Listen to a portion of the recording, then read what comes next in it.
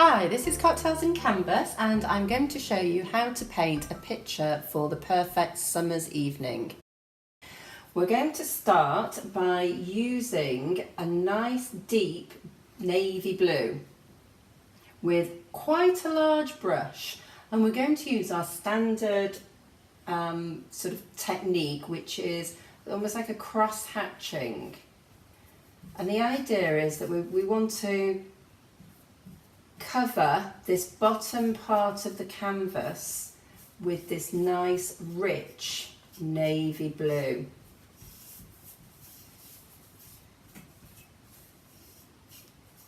What we don't want is even brush strokes, and this is why this technique of putting the brush from one side and then the other like an X just gives some nice texture and a variety of tone in the paint. I'm just going along the bottom just to get that edge and then paint over it, because again I don't want this long line at the bottom.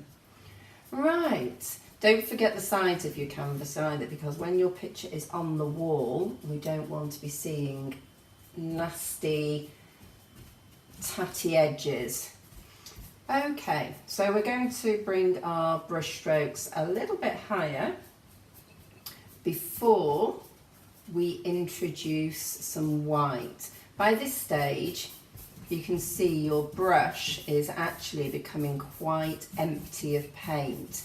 And this is quite nice because then you don't feel like you're wasting too much paint. If you can, it's awful to clean your brush on the Kleenex and end up with loads of paint that you're just going to throw away.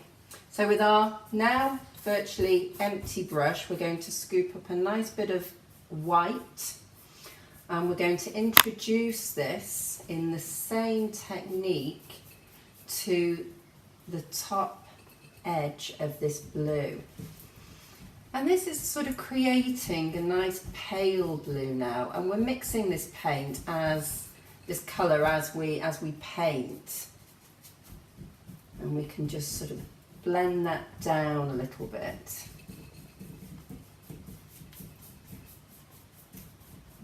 Okay.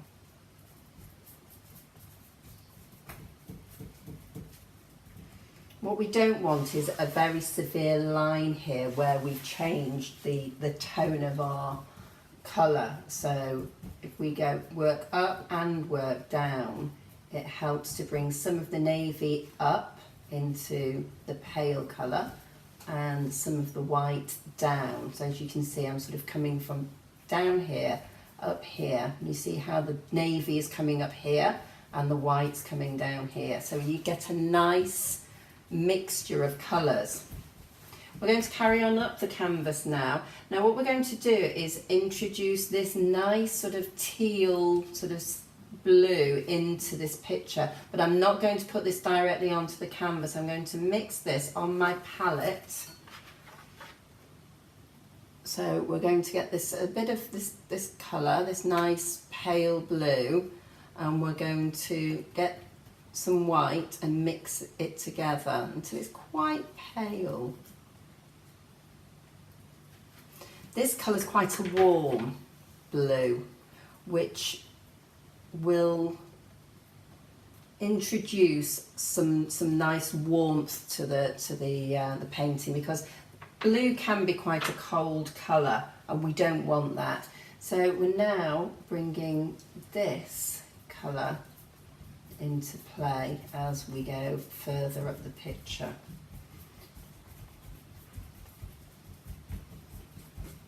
Now we're leaving a little bit of white here. You see this pale blue, because we're then going to introduce white to bring these tones more similar together. So what we don't want are stripes in our picture. It should just be a general feel of the sky. Now we're going to put some of this colour up here. It's nice blue, and a little bit here, because we want balance in our picture as well. Again, don't forget the sides of your canvas. It's so easy to paint a picture and not remember about the sides of your canvas, and it's really difficult to go back after you've finished painting with your different tones and different colours and try and match the sides up. It's very frustrating. Okay, so we're going to clean our brush again on our canvas, like so. And now look, we've got nothing really on our brush. And we're going to go back to the white now, and before this dries, we're going to again do the cross hatching.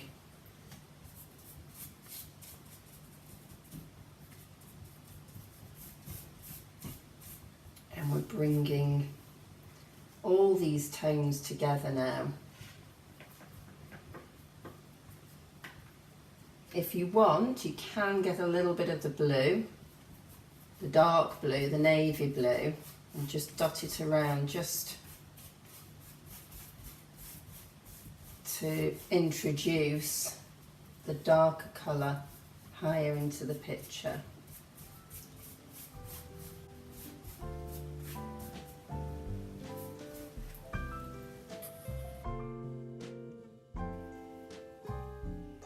Okay, now we're going to put our flowers onto our canvas. So I've gone for a smaller brush now, a flat-ended brush, because what we want to do is get some nice, we want to put these flowers on in hopefully one brush stroke. So we're going to take quite a nice dollop, load the brush nice and heavily with the white paint, and you can put your flowers anywhere you like, but what we're going to do is we're almost going to lay this lovely thick application of paint, so that it is quite thick on the canvas.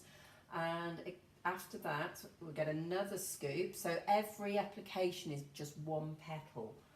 And again, as I put my brush onto the canvas, I'm slightly twisting it and then lifting it up, so I get these lovely big edges on the petals. The reason for this is because when your canvas is on the wall, the light will hit the big pieces of paint and hit off, so it gives your paint and your painting texture and light, which creates interest and it looks beautiful. What you need to do though is try and make sure that you don't do the same direction every time. We don't want our petals to look exactly the same, otherwise it does look a little bit artificial. Nature is never the same twice, and we need to remember that when we're painting. Be bold with this, enjoy it. It's not difficult. It might take a few attempts to be happy, and sometimes even if you're not happy with it, doesn't matter, just go, it's this here, I'm not happy, it's too symmetrical, so I'm just going to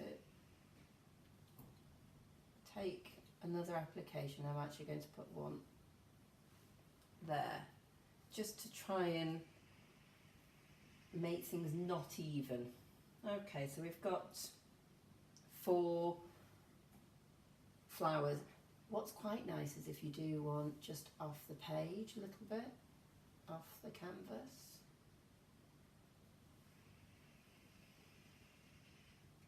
It looks more like as if you've just taken a snapshot then of some flowers. If you've got everything beautifully arranged on your canvas, sometimes it can look a little bit too contrived. So now what we're going to do is we're going to put some smaller suggestions of flowers almost in the distance. So we don't want such heavy brush strokes, and we can keep doing these sort of with one sort of application of we don't need to keep reloading the brush. What we want to do is we want the brush to run out of paint so that it's almost like we can sort of see something in the distance, and because we've got all these flowers here, our mind will fill in the gaps and, oh yes, that's a flower, but it's a bit further away. And some can just be the odd blob.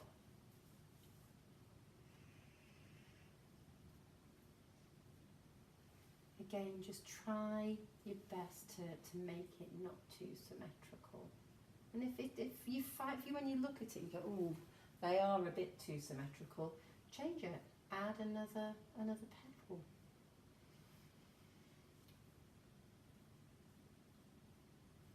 Again, try it here again. I've gone over and I've ended up with a line of them, which not great.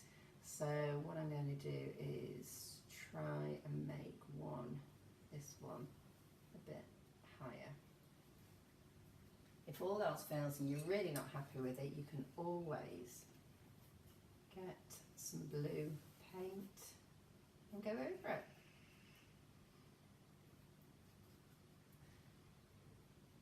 Bye bye flower.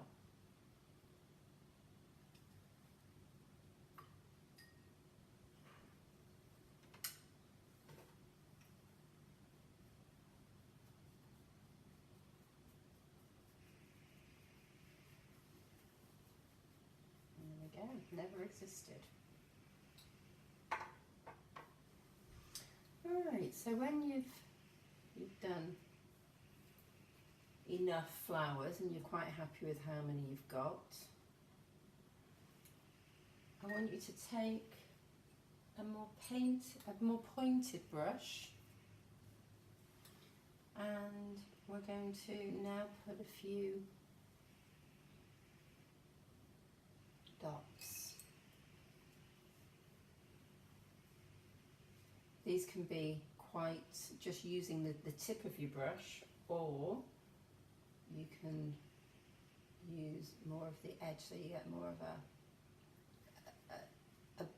a less distinct dot and more of a fuzzy dot, so to speak.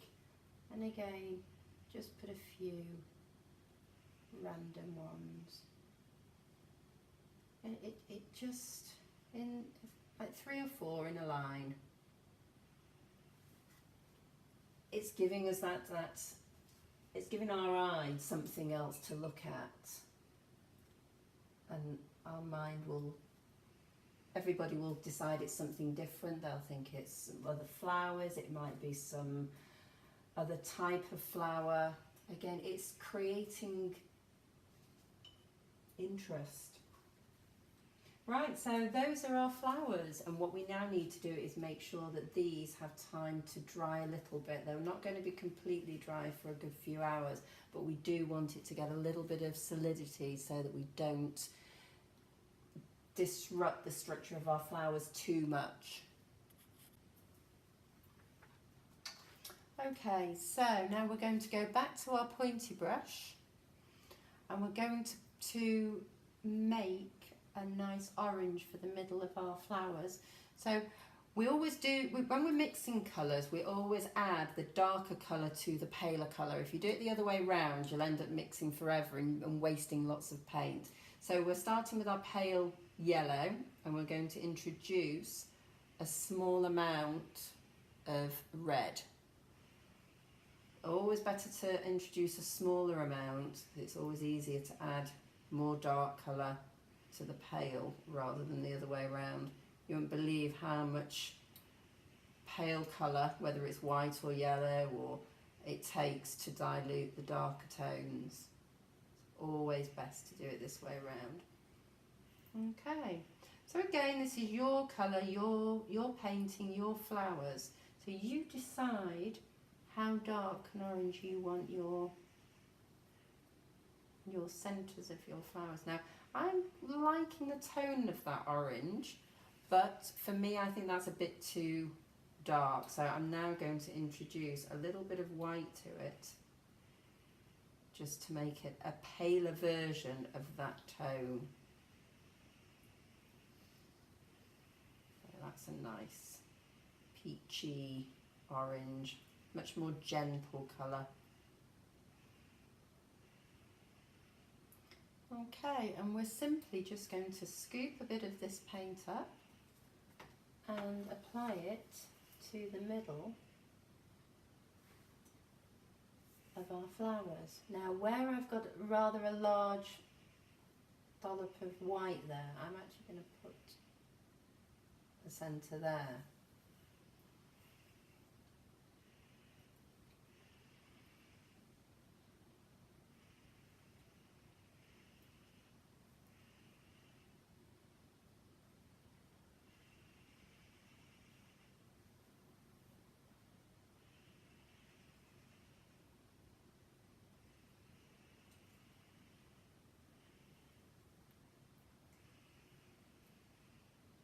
Again, if you've gotten off the side of the canvas, don't be afraid to put your dot on the side of the canvas.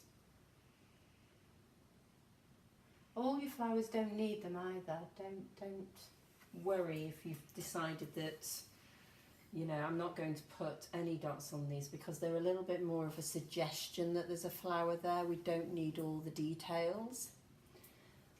And just because, and this is a nice fresh picture, I'm going to put a few little dots around of this colour. Orange and blue work really well together as contrasting colours, so I'm going to put some of the orange on the blue, which is a nice, our eyes like complementing colours, and orange and blue are two that do complement each other, so you find that people will like to see those colours in a painting together. Okay, so now we've got our flowers and the centres and it's all really taking shape. Our website is cocktailsandcanvas.co.uk. We'd love to see you come to one of our events, so check out our events on our website and see whether we've got one local to you or one that you can come and visit. So I'd like to ask my companion partner here today, Monique. She is a novice painter, just like most of our clients, and I'd like to ask Monique how she got on today. It was a delight. It was really lovely painting it. As always, doesn't look exactly like yours, but I'm really happy with it. My lines are much thicker. That was absolutely the challenge, was to get those lines nice and thin. But Kelly advised, take a step back and have a look at it. And actually, I am really, really happy with it. So take a look. That's beautiful, Monique. Really, really beautiful. Like you say, it's different to mine, but that's the whole pleasure of painting for yourself, is it's your picture. It's what you see, and everybody's different, just like everybody's handwriting's different. No, really well done.